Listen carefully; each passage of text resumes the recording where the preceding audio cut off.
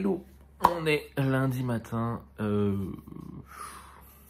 compliqué, compliqué, dernière semaine avant les vacances, c'est ce qu'il faut se dire, ça remotive. J'ai lu ma partie de Maria Carey, j'ai donc retiré mon premier post-it, voilà, il n'y a plus de post-it, il y en a de moins en moins, ça y est, ils vont être de moins en moins. Indépendante woman qui commence à arriver et ça c'est cool, voilà, donc j'avance, je suis page 267, donc j'ai dépassé la moitié, hein. Il me reste, si je compte les remerciements, il me reste moins de 200 pages. Il me reste 196 pages pour être précis, 196. Donc voilà. J'ai par contre avancé le Marilou aussi, et lui par contre je suis arrivé page 179. Voilà. Donc je l'ai bien avancé hier soir. Je pense que j'ai mis dans pas mal de pages dans la vue de Céline et de Lully. Mais Céline a dit que de toute façon qu'elle ne commençait pas avant mardi et avant mercredi. Donc à voir ce que ça donnera. J'aime toujours quand je décide de commencer à tourner une vidéo et que le chat décide d'aller dans la litière. Genre horrible. Du coup, c'est bon, le chat était dans la litière, nous sommes contents. Je vous disais, oui, donc j'ai eu bien avancé Steel Striker de Marilou, j'ai arrivé Marilou, aux éditions de Saxus. Voilà, donc je l'ai bien avancé. Céline commence mardi ou mercredi, elle sait pas trop encore selon sa pavasse. Et Lully a commencé un peu ce soir, je sais pas où elle en est, on n'en a pas encore parlé. Je voulais vous faire le bilan de lecture de novembre, mais je me rends compte que j'ai pas tout pris. Je reviens. J'en profite parce que du coup, voilà, je l'ai pris en même temps. Donc ça, c'est le tome 1, Sky Hunter, donc de Marilou.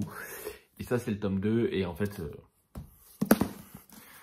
ça fait la duologie, ça fait la saga complète. Voilà, donc je suis actuellement dans celui-là. Et j'ai lu 40% à peu près, je crois. Parce que j'en suis à page 179 et il fait 430 pages, je crois. Donc voilà, j'ai lu 40% du titre. Ça se lit très bien, très fluide, très efficace. Donc, au niveau des lectures, qu'est-ce que j'ai lu en novembre? Alors, j'ai pas mis d'ordre de préférence. J'ai commencé le mois en voulant terminer le Chardonneret de Donatart aux éditions Pocket. Un titre qui m'avait été offert par Caro, qui fait 1101 pages. C'est le plus gros livre de ma palle que j'ai lu. Qui est un one-shot, parce que j'ai lu des intégrales, j'ai lu Game of Thrones, j'ai lu Assassin's Royal, qui sont plus gros. Mais non, le Game of Thrones est plus petit, mais l'Assassin's Royal, je crois qu'il y en a de la première époque, il y a une des deux intégrales qui est plus grosse que celui-là. Mais c'est des tomes regroupés, donc pour... Enfin, non, parce qu'en soit... attendez. Je crois que l'Assassin's Royal première époque, en VO, c'est 3 tomes. J'ai un doute. Bref. Le Donatart, le Chardonneret. Dans ce titre, on va suivre Théo qui a 13 ans et qui va se retrouver avec un tableau qu'on appelle le Chardonneret. Et depuis le jour où il a eu ce tableau, sa vie est une descente aux enfers absolue. Voilà. C'est un titre où j'ai beaucoup aimé la plume, j'ai beaucoup aimé l'ambiance. Mais par contre, j'ai détesté le personnage de Théo. Je ne comprenais pas les choix qu'il faisait. Je trouvais qu'il prenait toutes les mauvaises décisions. Et en fait, je disais, mais tu réfléchis un peu ou tu continues à foncer tête baissée et à faire n'importe quoi. Voilà, donc c'est mon ressenti. Plume efficace. Une histoire assez intéressante, on va pas le cacher. Quand même, ils sont pas gentils. Vraiment, j'avais pas aimé la plume et pas un peu l'histoire, je serais pas allé jusqu'au bout, mais j'y suis arrivé. Donc Caro a renouvelé, l'idée de me faire lire des livres de plus en plus gros en m'offrant Blonde de Joy Carol Oates. Voilà, je pense qu'elle veut la palme de celle qui m'a fait lire les plus grosses bricasses. Donc déjà avec le Chardonneret, elle l'avait, mais je crois qu'avec le Blonde de Joy Carol Oates, elle le bat encore une fois. Voilà.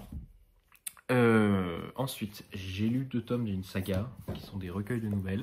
C'est les 2 premiers tomes du cycle des robots de Isaac Asimov. Donc on a 1, les robots, et 2, un défilé de robots. C'est des recueils de nouvelles dans l'univers des robots, que j'ai bien aimé dans l'ensemble. Je viens de me faire couper la chic par mon réveil. Oui, parce que j'ai plusieurs réveils le matin. Le cycle des robots que j'ai bien aimé, je les ai lus pour discuter avec monsieur, je les avais... En fait celui-là c'est celui de monsieur à la base, ça c'est le mien. Voilà, je les avais lus pour en discuter avec lui, j'ai le tome 3 et 4 dans ma palle. Je trouvais que la plume d'Isaac Asimov est assez intéressante, et là dans ce roman, en fait Isaac Asimov, pour ceux qui ne savent pas, c'est ce... Blanche, merci. En fait, pour ceux qui ne savent pas, Isaac Asimov, c'est celui qui a créé les 3 lois de la robotique. Celles-ci, qui sont un robot ne peut porter atteinte à un être humain ni restant passif, laisser cet être humain exposé au danger. Blanche est retournée en solitaire, elle le fait exprès. Hein. Deuxième loi, un robot doit obéir aux ordres donnés par les êtres humains, sauf si de tels ordres entrent en contradiction avec la première loi. Troisième loi, un robot doit protéger son existence dans la mesure où cette protection n'entre pas en contradiction avec la première ou la deuxième loi. Et en fait, toutes ces nouvelles... Bon, je vais y arriver à tourner cette vidéo, je vous promets. Il doit y avoir déjà 5 parties alors que j'ai rien fait. Du coup, je vous disais, il a créé ces 3 lois et ces recueils de nouvelles sont un peu voilà, pour tester la limite de ces lois. Il les pousse aux extrêmes limites. Donc voilà, j'ai beaucoup aimé les 2 tomes. Ensuite, je sais pas si je garde les mauvais pour la fin ou si je... Bon, je vais parler aussi de, rapidement, Les Chevaliers d'Émeraude, tome 11. Donc, un tome par mois, il me reste que le tome 12 à lire pour finir la saga. D'ailleurs, il faudra que je m'y mette rapidement, là, parce qu'il y a déjà une semaine de décembre qui est passée et je l'ai toujours pas commencé. Dan Robillard aux éditions Michel Lafon. Je sais pas si je vous refais le pitch, hein, je pense que c'est une saga assez connue. Je l'ai fait en audio. Ça passe très bien, ils sont disponibles en audio sur Audible et ça passe plutôt, ouais, ça passe très très bien. L'histoire d'un royaume qui se défend avec des chevaliers qu'on appelle les chevaliers d'émeraude parce que c'est le royaume d'émeraude dans le monde d'Enki Diev et qui protège. Il y a le royaume d'émeraude et en fait il y a tout plein de petits royaumes et en fait vous avez l'Empire Noir qui arrive pour envahir ces terres et les Chevaliers d'Émeraude défendent tout le royaume pour protéger celui-là. Voilà, tout le continent.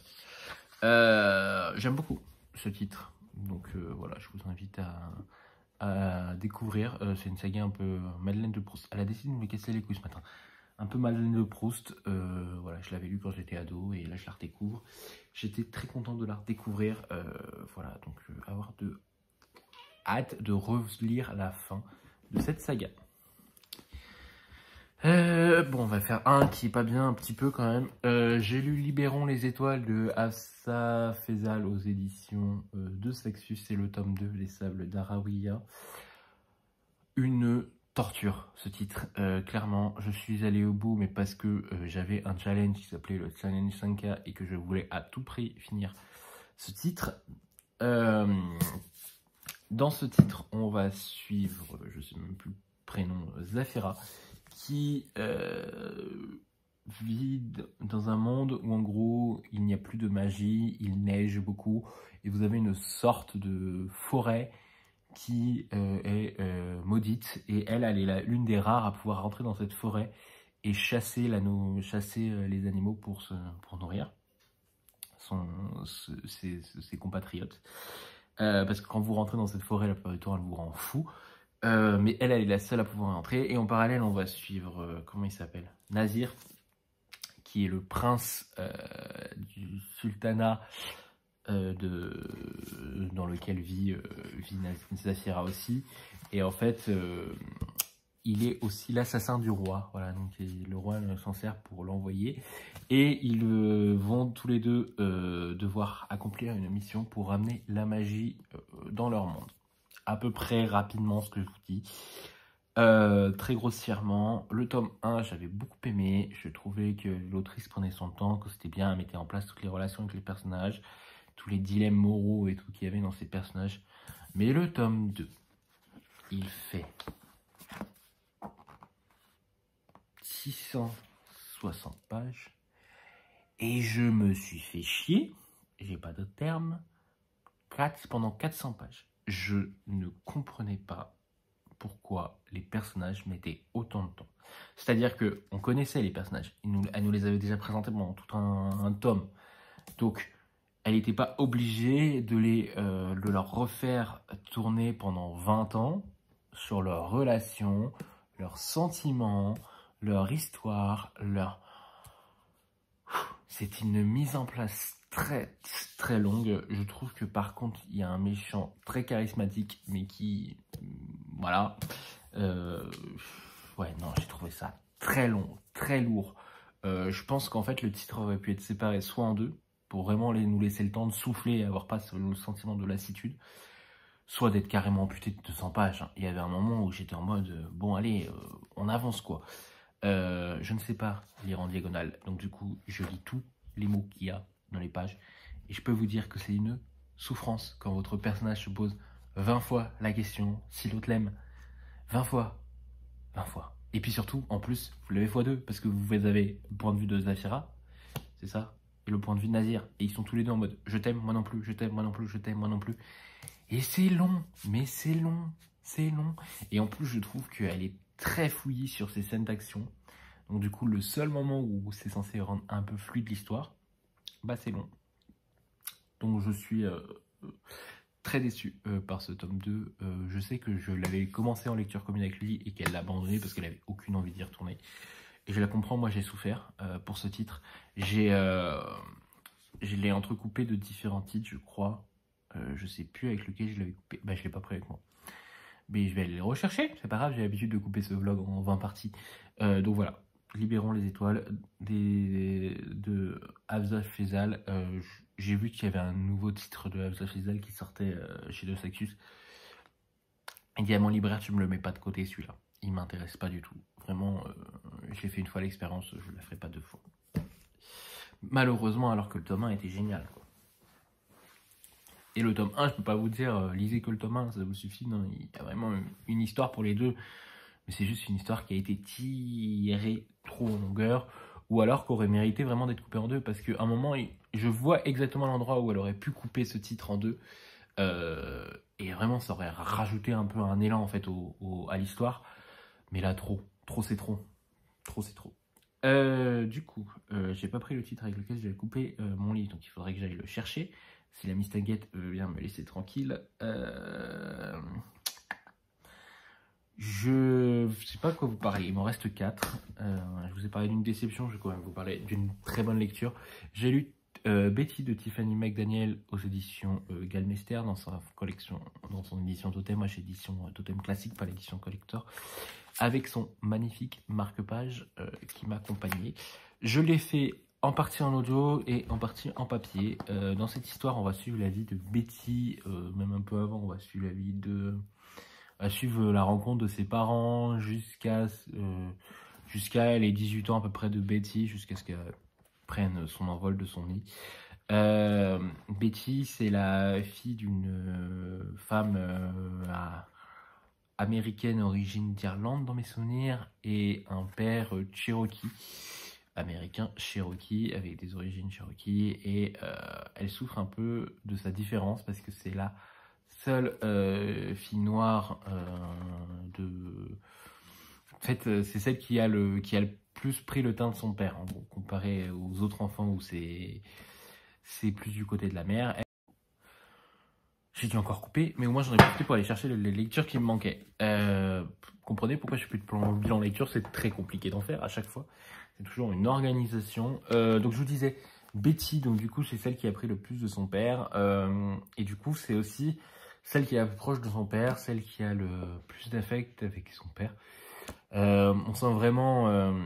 voilà, c'est vraiment la vie de Betty. Elle subit des choses horribles à l'école, elle assiste à des choses horribles de sa vie. Il y a des scènes, mon Dieu, je les ai fait en audio, j'étais pas prêt. C'est un roman qui, voilà, il faut avoir le cœur accroché par moment. Il fait quasi 700 pages, le bébé en version Totem. Alors je suis très choqué, il est plus gros en grand format qu'en poche. Donc je pense qu'ils ont plus resserré, ils ont peut-être réduit la police, je sais pas ce qu'ils ont fait. Mais voilà, j'ai beaucoup aimé en soi, ça se lit bien et tout, c'est un titre qui me faisait très peur. Et je suis rentré tout de suite dedans, comparé à Caro qui a mis un peu plus de temps dans mes souvenirs. Et puis je lisais, j'écoutais, et ça le faisait énormément bien, voilà. Donc je vous invite à découvrir Betty si ce n'est pas encore fait, parce que moi je l'ai découvert 1000 ans après tout le monde. Mais voilà, un roman qui m'a beaucoup touché. J'en peux plus. J'en peux plus d'être coupé 25 000 fois. Ensuite, et je sais plus quoi dire, donc du coup il m'en reste 4 encore. Du coup je vais vous parler du titre qui m'a accompagné pendant Libérons les étoiles, qui m'a fait une petite coupure et qui m'a fait très du bien. C'est Sœurs de Bernard Minet aux éditions Pocket, c'est le tome 5. C'est ça, 5, 2, 4, 5. 5 de la saga Servaz. Donc là, on est sur une double temporalité. Mais ce que j'ai beaucoup aimé ici, c'est qu'il ne va pas alterner les temporalités. Il va faire première temporalité, deuxième temporalité. On va commencer d'abord en mai 1993, où en gros, Servaz est un tout jeune flic qui vient à peine d'intégrer la police. Et il va avoir comme première enquête la mort de 2 sœurs qui sont retrouvées habillées comme des communiantes. C'est ça ? Ouais. Et en fait, leur crime est inspiré d'un roman d'un très célèbre auteur de polar. Et ensuite, en février 2018, on va redécouvrir un autre cadavre. Et ce cadavre est, elle aussi, vêtue en communiante. Donc, est-ce qu'en 1993, ils avaient arrêté le bon meurtrier? J'ai beaucoup aimé ce roman, très fluide, très efficace, avec beaucoup d'émotions. Je pense que ici Bernard Minet a su prouver aux gens si on s'était attaché au personnage de Servaz ou pas. Vraiment efficace cette couverture, glauque à souhait. Je préfère celle-là aux nouvelles couvertures. Hein. Si vous ne savez pas, les nouvelles couvertures Pocket, je les trouve horribles. Même si elles ont sens dans le... Celle-là, ouais, c'est à peu près la forêt où il retrouve les corps des jeunes filles. Mais... ouais, je sais pas, j'aime beaucoup ce titre de Bernard Minet. Il a été très efficace, ça m'a beaucoup plu. Ensuite, on va continuer avec le thriller. J'ai lu 6 versions de Matt Wesolowski aux éditions Equinox. C'est le tome 1, Les orphelins du Mont Sarclos. C'est la copine Méline qui me l'a offert, qui me l'avait fait dédicacer au Quai du Polar 2023. C'est un titre qu'elle a beaucoup aimé. Alors ici, on est sur un truc un peu innovant, si je puis dire. En gros, on va suivre une enquête qui est un cold case avec un podcast. En gros, le personnage de Scott King, il interroge 6 personnes et il le fait sous format épisodique. Voilà, et il les interroge et en fait, en interrogeant les personnes de ce crime, il finit par découvrir le véritable coupable du cold case et j'ai trouvé ça très intéressant. Là, on va être sur une histoire où, en gros, un soir d'été, dans une colonie de vacances, on va apprendre la disparition d'un jeune homme et 1 an plus tard, on va retrouver son corps dans un état assez bizarre. Et en fait, pendant des années, on n'a jamais su ce qui s'était passé et Scott King va mener l'enquête tout en, comment dire, tout en apportant... en fait, il ne veut pas essayer de résoudre l'enquête, il veut juste interroger les gens pour avoir leur avis, ce qui va mener à la résolution de l'enquête. Voilà. Je trouvais ça très cool. Je remercie Méline pour cette découverte. Je crois qu'il y a 3 tomes pour le moment. Donc, à voir si je ne me procurerai pas le 2e tome au prochain quête du polar. Ça peut être cool parce que j'ai beaucoup aimé. Je l'ai fait sous format épisodique. Je me suis lu un chapitre par jour, il y en a 6. Et j'ai lu les 6 chapitres. Voilà. Avec ce magnifique marque-page. Voilà, donc à voir ce que ça donnera, ce titre. Ensuite, j'ai lu l'autobiographie de Britney. Je vous dis donc, j'ai lu l'autobiographie de Britney Spears, La femme en moi, aux éditions JC Lades, en essayant de rester entier si possible. Voilà, j'ai pas besoin de vous le dire, je pense que vous avez compris. J'ai beaucoup aimé de découvrir cette femme qui m'a accompagné pendant une bonne partie de ma vie aussi, hein, Britney Spears. Je connaissais tous ses titres, je chantais toutes ses chansons. Et je me souviens m'être dit souvent que cette femme souffrait beaucoup de sa notoriété. Et en lisant ce livre, bah, j'ai appris que oui, elle est malheureusement devenue un produit de consommation, une machine à fric, une poule aux œufs d'or pour certaines personnes. Et on lui a jamais laissé s'exprimer. Et voilà, c'est un combat d'une vie. Et elle mérite beaucoup d'amour. Voilà, c'est tout ce que j'ai à dire. J'ai tellement mis des post-it de partout dans ce livre.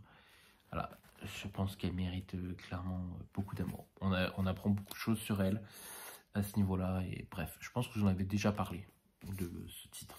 Mais voilà, évidemment, surtout tourné vers les femmes.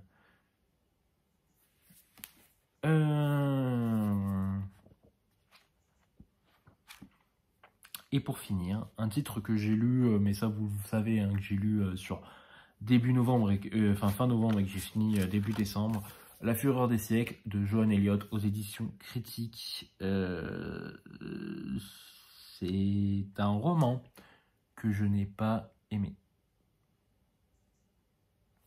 Je vais pas mentir, c'est un roman que je n'ai pas aimé. On est sur une histoire avec Léonard de Vinci qui a inventé une machine, qui invoque des créatures de tout temps.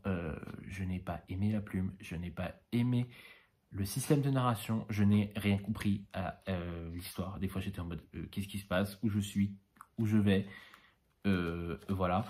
J'étais perdu, je ne le cache pas, j'étais vraiment perdu dans ce titre. Je sais pas si c'est le côté historique qui m'a manqué, le contexte.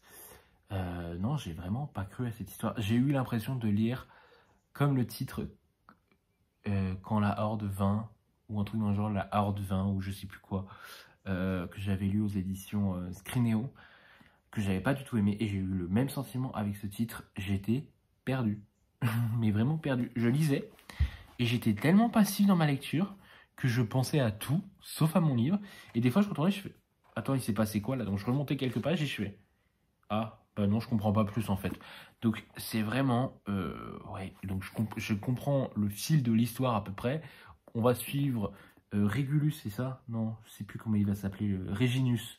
Réginus qui, à Florence, va se faire kidnapper par une troupe de mercenaires pour être amené à... voler la machine qu'a créée Léonard de Vinci. Et voilà. En gros, il est amené à ça et son destin va être rocambolesque, si je puis dire. Ouais, rien de... C'est une uchronie. Nul. Enfin, je suis désolé, nul, c'est de mon avis à moi. Je sais que Armand a beaucoup aimé, je sais que Caro a beaucoup aimé, mais vraiment, moi, ça ne l'a pas marché du tout. Je me suis pris d'un ennui. Bref, voilà. Ouais, on est au début du XVIe siècle. Hein. Je sais pas, peut-être que c'est le côté historique que je n'ai pas, peut-être que c'est juste que j'ai pas su apprécier. Le système de narration, ouais, non, et puis la révélation à la fin, qui est censée être rocambolesque, j'étais en mode... Ah, ok. Alors, je l'avais pas vu venir. En même temps, est-ce que j'étais assez impliqué dans le roman pour essayer de savoir la fin? En fait, j'avais une théorie sur la fin et je me suis dit, si c'est ça, c'est trop facile.